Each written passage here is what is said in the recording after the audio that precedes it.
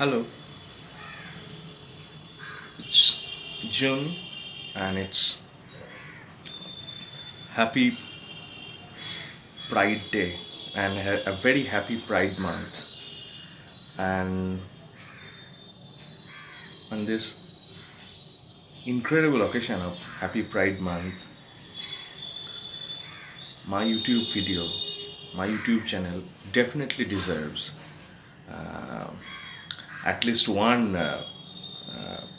upload on queer theory. And guess what? It would be a feast. I'm not uploading one queer theory videos. I'll be lining up one after the other. So there you go. Here I am beginning my queer theory series lectures in this June Pride month itself.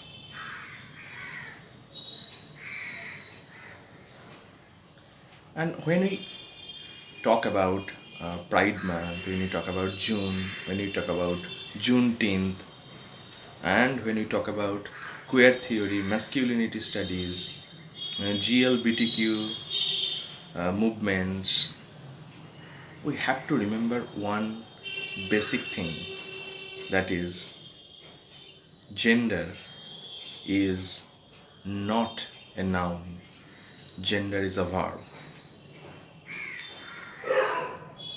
which basically means that I am not masculine, I do masculine. Anyone is not masculine, anyone does masculine. So, masculinity, much like femininity, is not a being but a doing.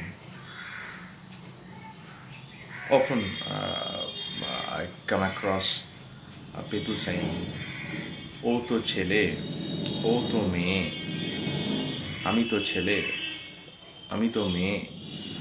Yes, I mean, you do gender, you are not gender. So at least you say, because sex is also as much as a construct as gender has always been. I am not male, I do male. I am not female, I do female.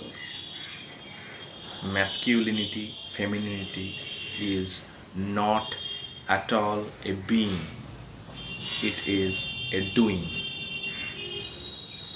And coming back to uh, masculinity studies, men are gender too, and being a man is something that is taught, that is discursively produced.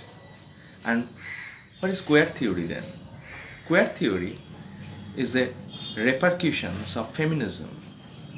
It is a critique, it's a repercussion of feminism, and it's a critique of classic feminist studies. Since sex is as much a construct as gender, we have already understood that gender is a construction, is a social, cultural, artificial construct.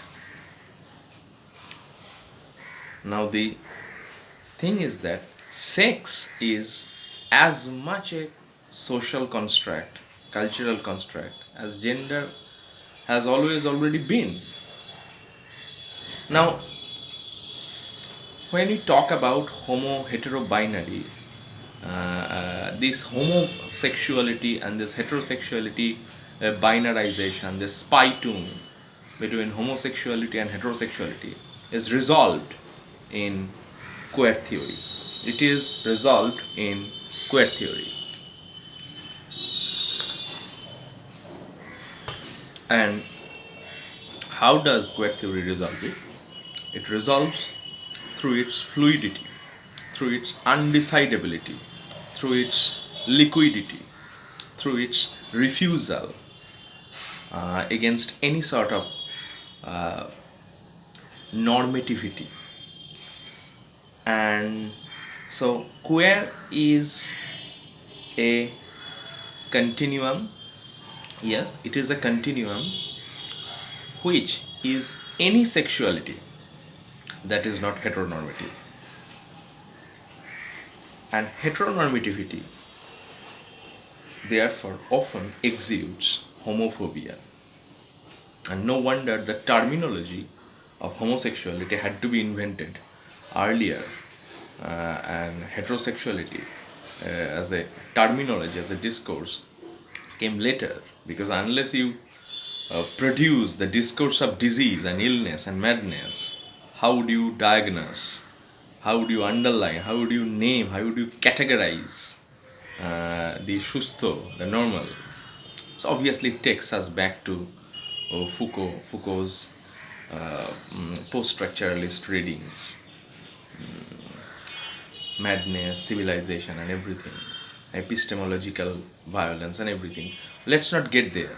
Let's, meanwhile, in the first lecture on the queer theory series, focus immediately on Lord Macaulay, because we, the Indians, have unquestionably accepted the colonial definition. I repeat, the colonial definition. Yes, it's very significant phraseology of this rubric, that we, the Indians, have unquestionably, almost uncritically, accepted the colonial definition of sexual identity.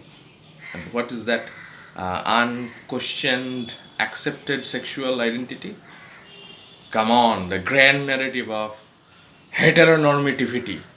It's a portmanteau word, heterosexuality and normativity. So when heterosexuality is normalized, then that normalization or that normalizing of heterosexuality becomes heteronormativity. And then that heteronormativity becomes, from being normalized to being a norm, normal, and often natural. So you see how nature and natural and normal keep getting produced discursively through culture, through ideology, and through capitalism. And why capitalism? Because often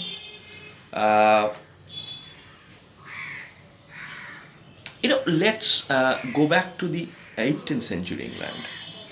Because during the 18th century England, what happened? Something very interesting happened. There was a rampaging march of industrialization going on. And when industrialization was going on, and the capitalism needed labor. Capitalism needed not much labor that could lead to unemployment, but not less labor that might not keep the factories running. So capitalism needed a certain amount of labor that would keep the factories running and moving. So therefore, production of baby becomes a state ideological concern, a concern of Rashtra. And therefore, sex went from being recreative to procreative. So what does that mean? Recreative sex becomes bad sex, and procreative sex becomes a good sex. And why?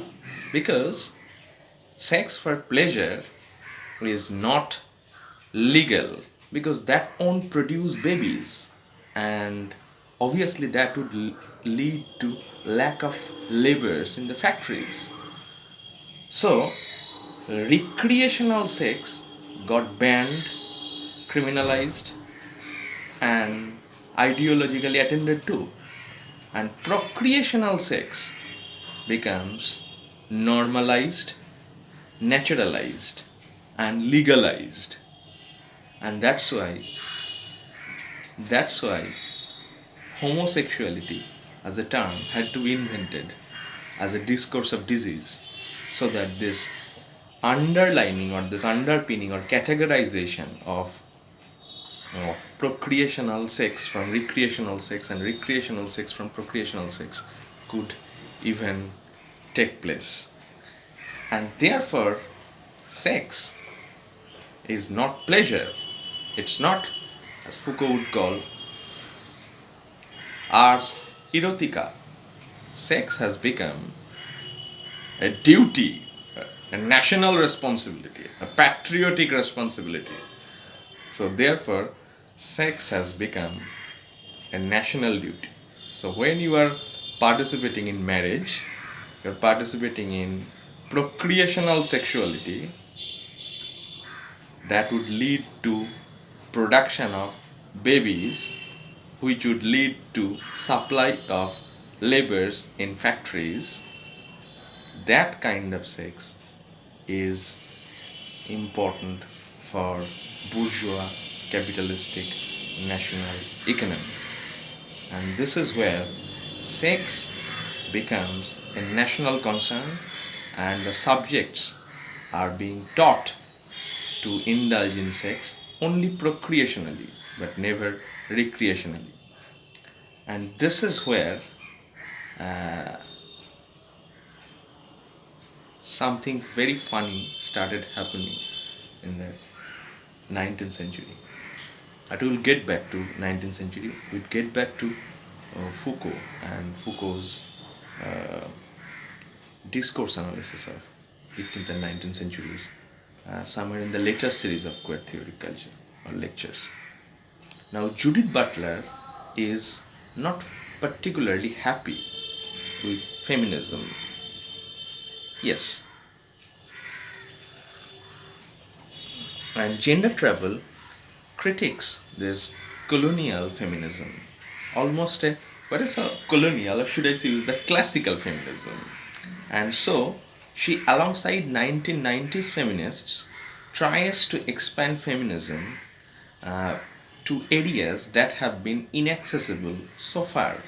And therefore, identity politics started with communism, socialism, and what should I call egalitarianism, or a kind of egalitarian society.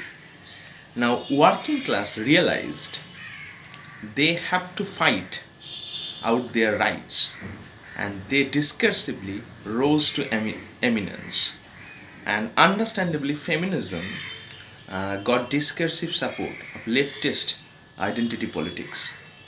Now, identity politics become more and more sophisticated in the sense that it keeps on becoming more and more divergent, more and more rhizomatic. And therefore, queer is a discursive practice of fluidity, indeterminacy, instability, and absolute undecidability.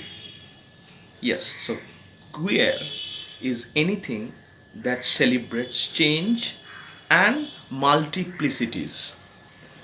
And therefore, queer is a critic of constant disciplining of gender.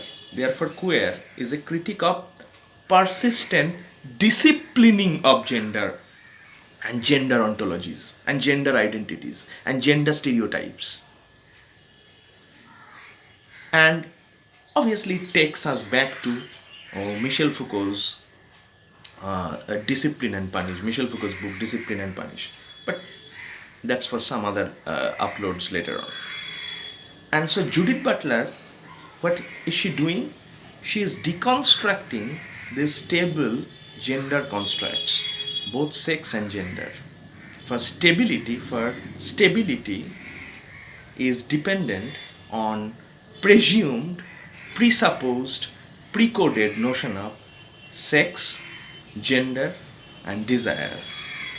Because मर्द को दर्द होता है and हर मर्द को नहीं, कुछ कुछ मर्द को दर्द होता है, and those merds are not necessarily funny.